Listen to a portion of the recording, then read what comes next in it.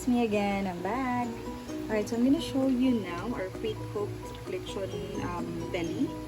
Okay, so you just have to put that back in. Alright, and then air fry. And then I'm going to set the time first to, let's say, 25 minutes. Or let's say 20 minutes lang. And then yung temp niya, let's set it to, oops, sorry. Yung temp, isa-set ko siya ng,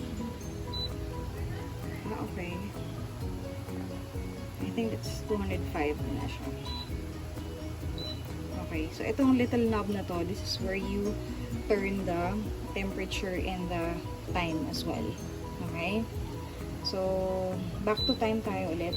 So, I'll just set it to 25. I think the maximum is 205 degrees Celsius, no? And then, what you want to do is start. Ayan. So, nag-cook na po siya. Hi guys! So, I'm back. So, now, tapos na yung ating lechon kawali. Or lechon pork belly. So, taran! Ito na po siya, ang finished product natin. So, this one looks amazing. Wait a minute. So, ito. So, very crispy siya, guys. Diba? Nice! Narinig yung tunog na yan. So, yung mga blisters na yan. So, what I did is, yun nga, kinok ko siya into 202, 196 temp, 196 Celsius. Tapos, nilagay ko siya sa,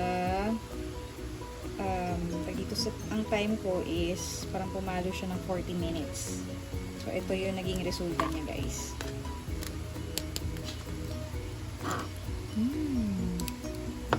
Yummy! Okay, so now we're all set. Thank you guys for watching. Enjoy! Yun!